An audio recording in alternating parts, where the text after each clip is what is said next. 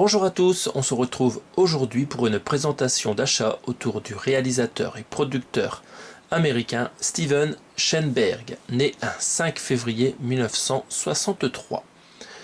Ce réalisateur, après son diplôme de l'université de Yale, diplôme en littérature anglaise, travaille comme régisseur, assistant réalisateur, coordinateur de production et assistant monteur sur un certain nombre de films, publicités ou clips de musique rock. Il réalise plusieurs films suite à différents courts-métrages qui ont donné un certain succès. Et son deuxième film, je me le suis trouvé récemment dans une boutique d'occasion pour 2,50 €. Il s'agit du film La Secrétaire, donc que j'ai trouvé en état neuf dans une boutique d'occasion. Donc c'est un film sorti un 11 janvier 2002 aux États-Unis et en France le 4 juin 2003. Alors, ce film, c'est une comédie érotique basée sur une nouvelle de Mary Gateskill datant de 1988. Et qu'est-ce que ça raconte? Donc ça raconte l'histoire d'une jeune femme timide appelée Lee Holloway qui a subi une période d'internement du fait de sa tendance à l'automutilation. Quand elle sort de l'hôpital, donc elle cherche un emploi et donc elle se fait embaucher dans un cabinet d'avocats comme secrétaire du coup, et ce cabinet est tenu par Edward Gray. Par contre un jour, elle fait une erreur et son employeur donc lui inflige une fessée et la jeune femme apprécie cela et elle cherchera à en avoir un peu plus. Donc le scénario a été approfondi par rapport à la nouvelle et a priori le film se termine de manière plus positive que la nouvelle. Le tournage a eu lieu à Los Angeles mais le film se passe en Floride. Donc le réalisateur a pu travailler avec Angelo Badalamenti pour la musique, donc celui qui a fait la musique de Twin Peaks par exemple. Et on trouve deux chansons dans le film, donc I'm Your Man de Leonard Cohen et Chariot's Rise de Dizzy West. Donc ce film a été distribué par Lionsgate. Il a subi quelques controverses parce qu'en fait ça parle de BDSM le film et en plus l'avocat qui tient le cabinet il s'appelle Grey comme dans les nuances de Grey. Mais ça n'a pas empêché à l'actrice principale Maggie Gyllenhaal de gagner de nombreux prix, donc elle en a remporté 10 en tout à son nom et le film aussi en a remporté un petit peu d'autres. Donc on va regarder à quoi ressemble cette édition française métropolitaine de ce film. Donc on voit que ça contient juste le Blu-ray et on a d'ailleurs ici un petit cartouche rouge indiquant avant 50 nuances de Grey il y avait La Secrétaire. Donc le film, vous voyez, ils ont mentionné quelques festivals où il a gagné des prix, donc film de Sundance, le film de Deauville et le film de Paris. Alors l'accroche sous tombeau est assez marrante, La Secrétaire, assumez votre position. Voilà. C'est assez drôle. On va regarder le verso. Donc on a quelques notes du magazine Rolling Stone, 3 étoiles, les premières 3 étoiles sur 5.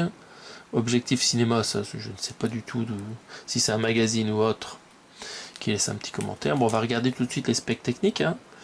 Alors c'est excellent, vous avez de l'anglais en 7.1 DTS HD Master Audio et le français est en 5.1 DTS HD Master Audio. On a bien sûr le sous-titre français. Il y a des suppléments, donc commentaire audio du réalisateur qui s'est sous-titré et par la scénariste Erin Cressida Wilson. Donc ils ont co-scénarisé le film, le réalisateur et cette scénariste. Il y a une interview de Maggie Gyllenhaal aussi sous-titrée, une interview de la personne qui interprète l'avocat Grey, donc c'est James Spader qui interprète l'avocat, donc petite interview sous-titrée. Autour du film, scène de tournage et interview du réalisateur encore une fois et des acteurs sous-titrés. Donc il y a pas mal de bonus sur cette édition. On va regarder s'ils nous ont mis la même jaquette que sur le fourreau à l'intérieur. C'est parti. Hop. Donc, je suis vraiment content de rentrer cette édition.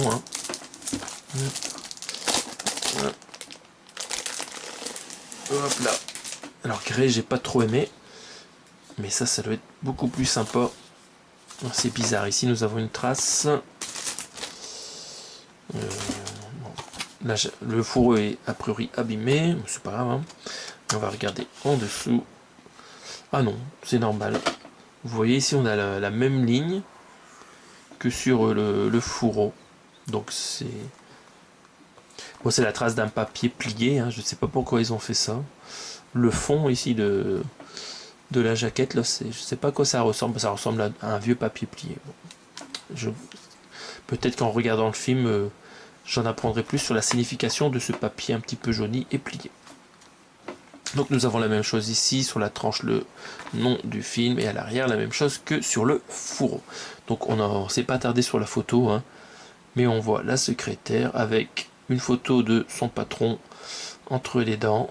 Donc on sent qu'elle est amoureuse, et lui il a l'air un peu ahuri. Hop, très sympathique photo langoureuse. Et en sérigraphie du disque, on retrouve les fesses de l'actrice. Très bien, donc très très jolie édition d'un film que je ne connais pas du tout. Et on continue avec donc le deuxième achat, cette fois-ci sur une braderie. Je me suis trouvé donc un film, le troisième film du même réalisateur.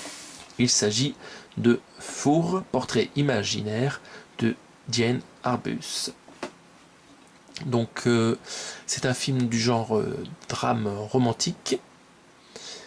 J'ai trouvé donc pour 43 centimes sur une braderie, hein, ce film. Donc vraiment c'est pas cher. Et le scénario est écrit d'une seule main par le même scénariste que le film précédent. Donc la scénariste Erin Cressida Wilson. Donc elle s'est basée sur le livre de Patricia Bosworth qui s'appelait Diane Arbus, A Biographie. Donc voilà. À partir de la biographie, ici ils ont fait un film beaucoup plus fictionnel. Donc, on le voit dans le sous-titre du film, un portrait imaginaire de Diane Arbus. Diane Arbus, qui c'était? En fait, c'était une photographe née un 14 mars 1923 à New York et morte par suicide le 29 juillet 1971 dans la même ville. Et cette photographe, elle a été l'une des premières à photographier énormément de sujets qui étaient rarement pris en photo, comme des stripteaseuses, des forains, des nudistes, des nains, des enfants, des mères, des couples, des personnes âgées, des familles de la classe moyenne. Voilà, elle aimait bien mettre en valeur des gens un peu mis à l'écart, qui n'étaient pas les sujets favoris des photographes. Donc voilà pour la réalité. Concernant le film, donc ça raconte l'histoire de cette photographe assistante de son mari, qui n'en peut plus de sa vie qu'elle mène où seules les apparences comptent. Et un soir, elle remarque que son nouveau voisin qui emménage à l'étage est très bizarre parce qu'il se cache sous un masque, et donc elle voudra en apprendre plus. Et ils vont aller plus loin ensemble, autant artistiquement que passionnellement. Voilà, donc le film s'est tourné à plusieurs endroits, dont le Sailor's Nuke Harbor, c'est un camp de nudistes dans le film, hein. Et ils ont tourné ça donc dans l'arrondissement Staten Island de New York. Le réalisateur a encore une fois pu travailler avec un super compositeur pour la musique de son film, et ici il s'agit de Carter Burwell. Et le film, il est sorti le 10 novembre 2006 aux États-Unis et le 10 janvier 2007, donc peu après, en France. Distribué par Picture House. Donc on va regarder à quoi ressemble cette édition. Donc le film, je l'ai checké rapidement et il a l'air vraiment bizarre. Mais voilà, c'est intéressant à regarder. Donc comme on le voit ici sur la photo, on voit donc la photographe. En bas à droite, on voit Robert Downey Jr. donc qui interprète le gars masqué. Donc ici, Nicole Kidman, bien sûr, interprète la photographe, hein, vous l'avez reconnu. Ici, on a une personne masquée en bas à gauche, et en haut à gauche, deux enfants. Donc la photo des enfants, elle n'a pas l'air très bizarre. Mais en regardant ce film, vous allez voir des choses bizarres. Surtout, alors je l'ai mis dans le lecteur pour le tester et j'ai vu que dès le début, on commence au camp nudiste et ça commence très fort. Très fort. Donc voilà, si vous aimez les poils, n'hésitez pas, c'est un film pour vous, hein, pour les gens qui adorent les poilus. Donc Sydney, des Geekeries de Sydney, je pense que tu peux passer ton chemin parce qu'il n'y a que du poil dans ce film. Voilà, donc sur la tranche on retrouve le titre du film, hein, les Lego 77 et Metropolitan. Donc ils l'ont classé dans leur collection émotion. Ça fait pas le point. Croyez-moi sur parole. Et à l'arrière, donc on a encore pas mal d'autres photos du film. Donc là ici on voit le mari de Nicole Kidman dans le film. Je ne sais plus par qui il est interprété, si c'est écrit là par Ty Burrell. Et d'autres photos.